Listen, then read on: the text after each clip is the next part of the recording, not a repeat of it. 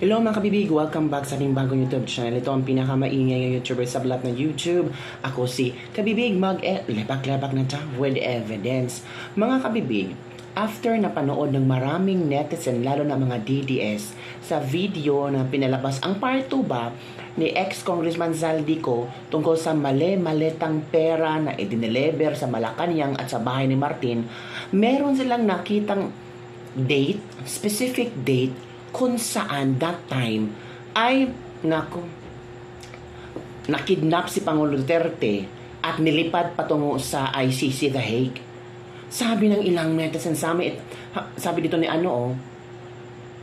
the day they kidnapped PRRD, money overflowed.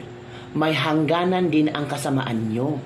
Sabi din ni Joey dito mga kabibig, nagpalabas sila ng pera noong March 11, 2025, the day PRRD was kidnapped.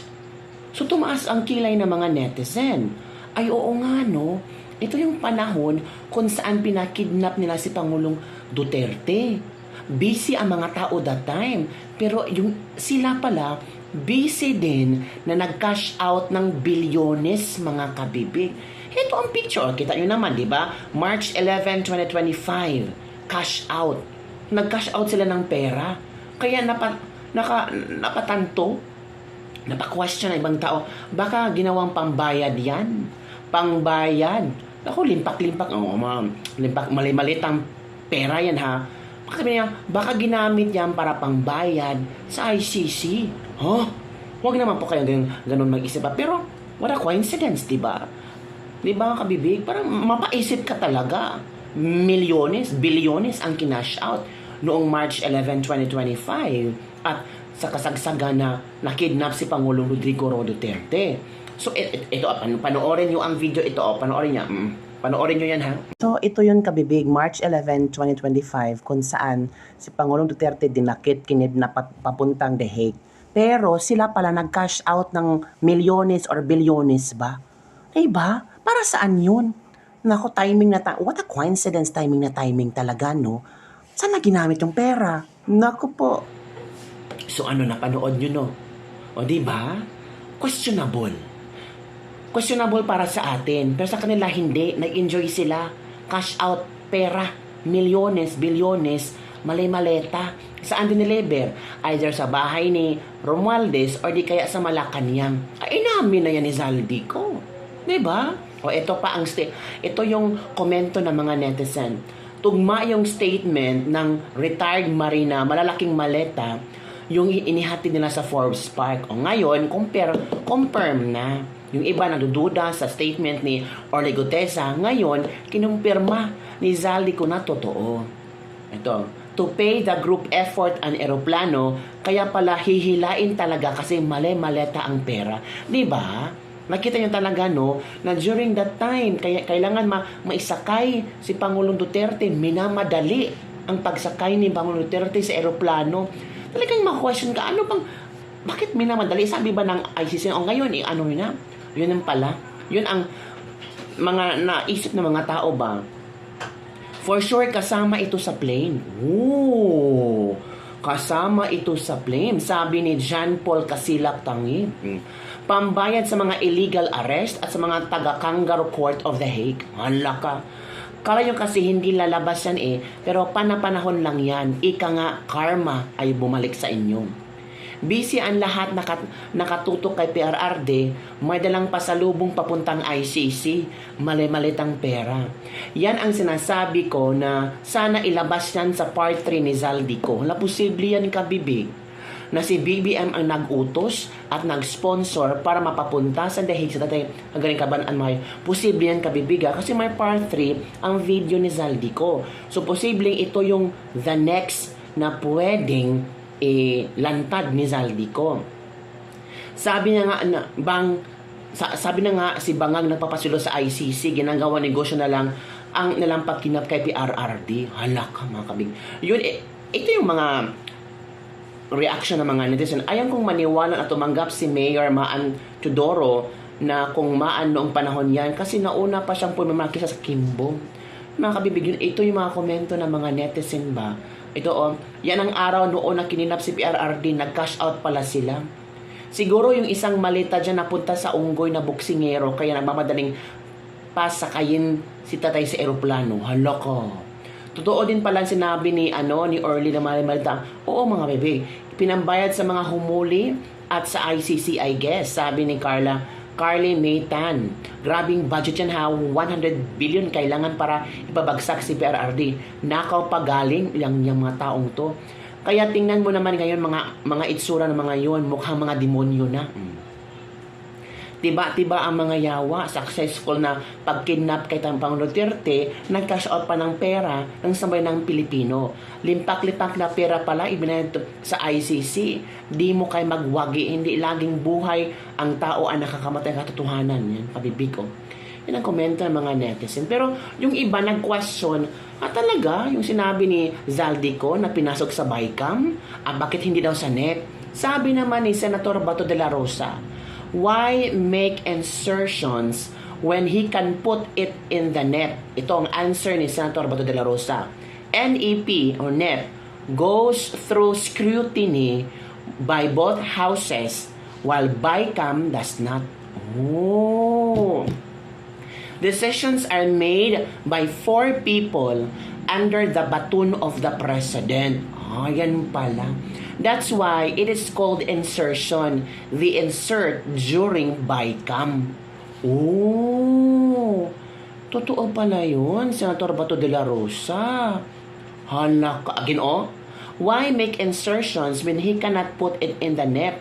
Diba, confident naman si Ping Lacson na, oo nga, bakit hindi nilagay sa, matagal na ako na ganito, ganyan, sabi ni Ping Lacson.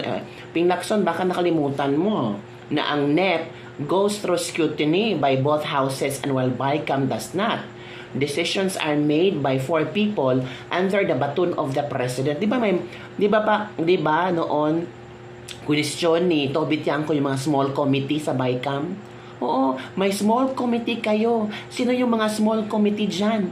Hindi nasagot. Diba? That's why it is called insertions. The insert during the BICAM. May video tayo dyan nangyaring insertion. Watch this video. Paglilinaw lang. Yung NEP for 2025 budget, pinag-uusapan natin ha. Nung lumanding sa amin yung NEP at ginawa namin gabyan, ang pondo ng DPWH is 898 billion. Tama? Nung umalis sa amin ang DPWH budget, pinasa namin sa Senado, GAB2, 825 billion. Tama? In short, nung umalis sa amin ang DPWH budget, nabawasan namin ito ng 73.7 billion. Correct? Pero matapos po pumunta sa Senado at pumunta sa BICAM, tama po ba? Pag-alis sa amin sa House of Rep, 825 billion. Pero nung inapprove, after nung Senate at BICAM, ang naging budget ninyo ay 1.13 trillion. Tumaas ang budget ninyo ng almost 289 billion pesos. Tama? Nangyari yan sa BICAM. That's on the record. That's on the record. Hindi naman natin may pagkakaila eh. So, ang malinaw dito, ang insertions o paglobo o pagsingit nangyari sa BICAM. Nung tumawag si Sekmina, pangandaman sa akin, nung nag-umpisa ang BICAM process last year, 2024. Ang sabi niya, katatapos lang ng meeting nila ni Pangulo at may instructions na mag-insert or magpasok ng 100 billion worth of projects sa BICAM. Right after our conversation, tinawagan ko po si dating Speaker Martin Romualdez at nireport ko ang instructions ng Presidente to insert the 100 billion projects. At sinabi niya sa akin, what the President wants, he gets. After po ng approval ng budget sa General Appropriations Act of 2025, nagtanong po ako sa DPWH kung magkano ang kailangan na ibigay sa Office of the President o ang SOP na bigayan. Ang sinagot sa akin ay 25%. Ang ibig sabihin nito, 25% ng 100 billion ang SOP na kailangan ibigay kay BBM mismo. In total, 25 billion ang napunta kay Pangulong Bongbong Marcos. Wala nang iba? Mayroon pa yung bagong nakaraan doon sa 19 Nara, yung dating bahay ni Michael Yang. Sa pagkakatanda mo, mayroon pang ibang lugar na kung saan nagde-deliver kayo? Sa Aguado, dyan sa Malacanang. Aguado? At sinabi niya sa akin, what the President wants, he gets.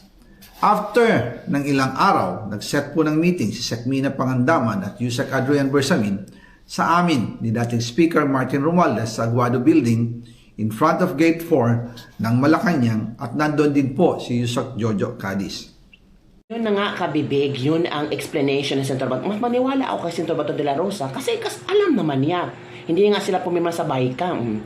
It's a common sense, sabi na Insang Nandesem. Why would you insert an NEP when it will be blamed directly to you if you can insert it to BICAM where you can point it to them when things go sour?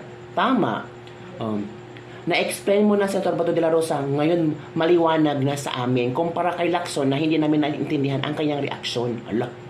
Now you know, Senator Lacson, mali pala yung explanation mo. Ala ka. Ito, why would a president put 100 billion in BICAM instead of NEP? Number 1, para hindi ma-scrutinize ng matagal. Number 2, mas madali in-negotiate with lawmakers. BICAM is where the final deals happen, projects, realignments, and compromises.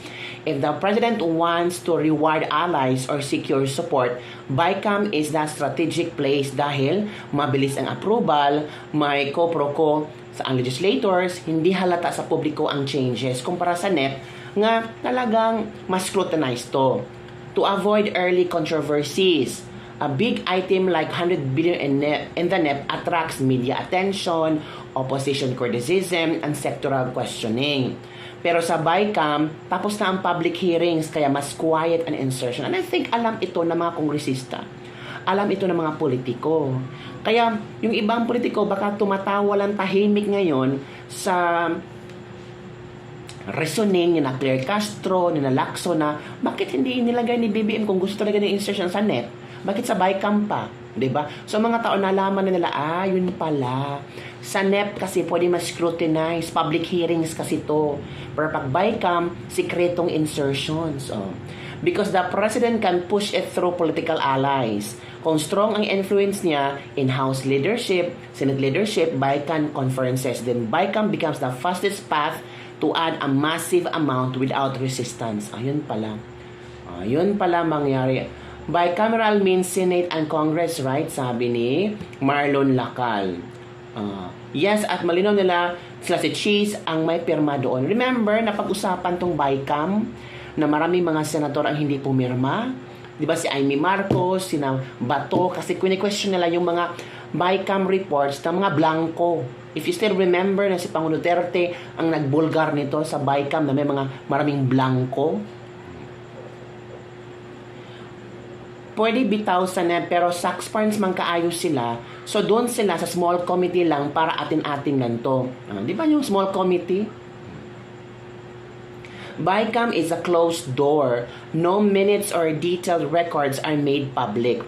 Only the final reconciled numbers appear without showing who inserted what. Sa NEP kasi is from public from day one. So alam ito ng publiko. It is scrutinized by media, analysts, COA, civil society, economists, and the public. Every agency defends its budget in open hearings. Any questionable allocation gets exposed early. Yun na. Yun na kabibig. Depende sa inyo kung saan kayo maniniwala. Basta ang sinabi ni Senator Bato de la Rosa sa BICAM, doon ang sikretong insertions. Kaya nga, tinanong to Bichanko, sino-sino yung mga small committee? Diba? So yun lang ka po mga kabibig ang ating Lislipag-Libag for the day. Don't forget to like, subscribe, and share this video. Do you believe sa mga pasabog ni Zaldico? At ano kaya ang laman sa kanyang part 3? Di ba? May tapos na ang part 1. Ang part 1, sinabi na kung sino ang nag-mastermind at nag-insertion sa mga budget. Ang part 2, yung kinonfirm niya ang sinasabi ni Orly Gutesa na totoong may mga malitang pera na dineliver sa Forbes Park at sa Malacanang. At hinahamon pa niya si Ombudsman Remulla na kung ano ang gagawin mo, di ba? Part 3 kaya, ano ang laman kaya, no? Exciting to kabibig. So, maghintay tayo kung kailan ito palalabas ni Zaldico. Sabi ng iba, ay huwag kang maniwala kay Zaldico kasi hindi yan nag-oath, walang notarized. Ay, hindi. Kayo nang bahala. Kayo nang bahala pag ito magtimbang-timbang, timbangin natin. Kasi si Zaldico, wala na siya magagawa. Ilaglagan na to kasi nilaglag na ako eh. Ang pangit na ng istoryang buhay ko, pati mga anak ko, inayawan na ako. So, bahala na to kung alam naman nila na may kasalanan ng Zaldico, so bahala, laglagan na to. Hindi na ako pwedeng makulong. Lahat tayo makukulong. Ayun lang kapitid. Bye everyone, see you next time.